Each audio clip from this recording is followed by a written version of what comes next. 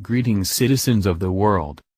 In support of yesterday's Security Council (SC) report asserting that the events currently embroiling the deep state faction in the United States surrounding the so-called guilty plea agreement admitted to by Trump fixer Michael Cohen, wherein he pled guilty to illegal interference in the 2016 U.S. presidential election by paying hush money to keep hidden the extramarital affairs of Trump, is nothing more than a masterful President Donald Trump choreographed Trump trap devised and executed by former top Deutsche Bank official, and now U.S. Deputy Attorney Robert Khuzami. A new document circulating in the Kremlin today prepared by American legal experts within the Administrative Directorate of the President, ADP, amusingly details that Cohen actually wasn't charged with any crimes as it pertains to his election interference charges, as this U.S. federal document against him doesn't contain a single criminal charge against him, only legal mumble-jumble.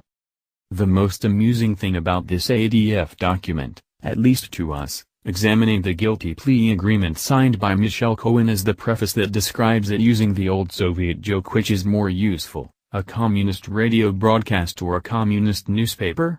The newspaper, of course. You can use it to wrap herring. But whose details of present a very perplexing puzzle indeed, and that are.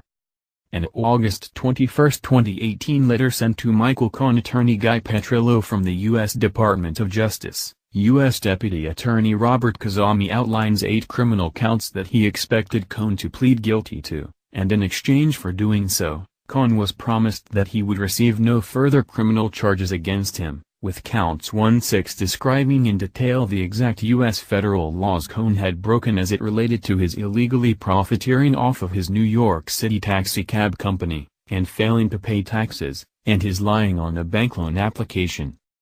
As counts 1-6 of Cohen's indictment letter described in full detail the exact U.S. federal laws that were violated by him, this document notes that Russian legal experts on America law were shocked to discover that counts 7 and 8 cited no laws at all that Cohen had violated, with count 7, that stated Cohen willfully causing an unlawful corporate contribution only citing U.S. federal laws 52 U. South Carolina 30118A, 30109D, I.A., and 18 U. SC2B, and count 8. That stated Cohen made an excessive campaign contribution, only citing 52 U. South Carolina 30116AI, 30116A, 7, 30109D, IA, and 18 U. SC2B, thus meaning that when Cohen pled guilty to counts 7 and 8, he actually pled guilty to nothing at all. To why this is a fact, this document explains, are because the U.S. federal laws cited in count 7 are not actually laws that can be broken, as U.S. Code, Title 52, Voting and Elections is only the main chapter heading of U.S. election laws. 30118A is only a general instruction, not a law. 30109D, IA, is not a law that can be broken as it only outlines procedures, and 18 U.S. Code 2B is not a law that can be broken as it only defines the definition of principle.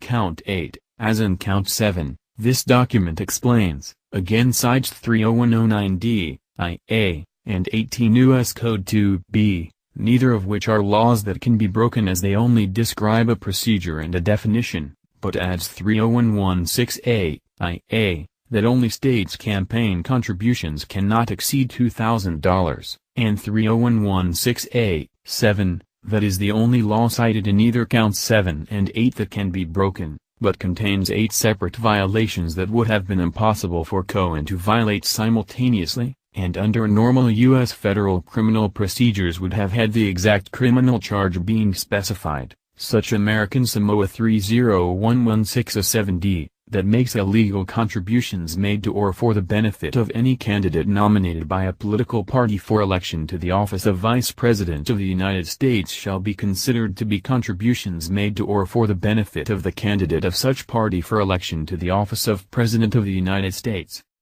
With the Sixth Amendment of the United States Constitution guaranteeing Michael Cohen, and every other U.S. citizen for that matter, the right to know the exact law he violated, this document says, Perversely, this guaranteed legal protection doesn't pertain to guilty plea agreements, and that within U.S. prosecutors can make any charge they want, even those not based on any laws, as they know they will never be litigated and subject to judicial review. And by Cohen signing his guilty plea agreement, U.S. Deputy Attorney Kazami assured would never happen, as Cohen had to, also, give up his right to appeal any of these 8 counts made against him. This document concludes by noting that these findings of fact by ADP experts on American law regarding counts 7 and 8 against Michael Cohen, that cited no U.S. laws he had broken, has been confirmed as being accurate by Harvard Law School constitutional scholar and U.S. federal law legal giant Alan Dershowitz, who in his railing against those falsely claiming that Cohen's guilty plea in any way affected President Trump, declared that no laws had broken, and slammed back at his detractors by daring them to show me the stature,